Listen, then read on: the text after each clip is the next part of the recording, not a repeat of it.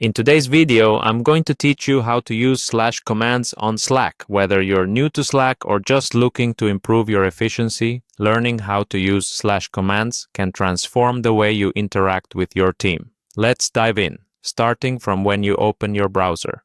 First things first, navigate to the Slack website. If you haven't bookmarked it yet, just type slack.com into your browser's address bar and hit enter. Once the page loads, take a look at the top right corner. Do you see where it says Sign In? Click on that. This will bring you to the Sign In page where you can access all your workspaces. Now, Slack offers different sign-in options, but to keep things simple, let's click on Google.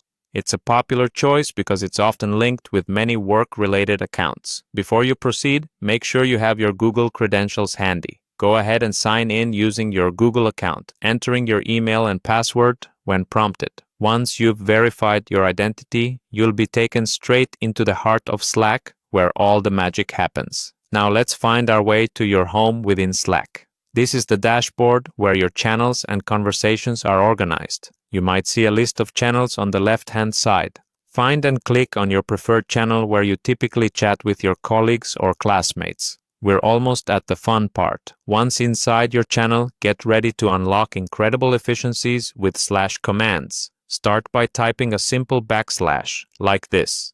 On ours. Doing this in the text field will reveal a list of helpful commands. Slack is very intuitive in this regard, as the moment you hit that backslash, you'll see options tailored to making your experience smoother and more productive.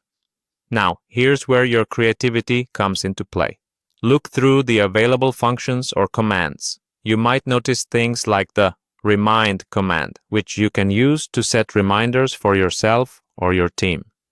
Maybe you'll see options for status updates or shortcuts to different apps and integrations you have linked with Slack. Choose the one that best fits what you need at that moment by clicking on it or pressing enter on your keyboard. And there you have it. You've successfully navigated to using slash commands on Slack. These commands are great for quickly performing actions or automating tasks without lifting your hands off the keyboard.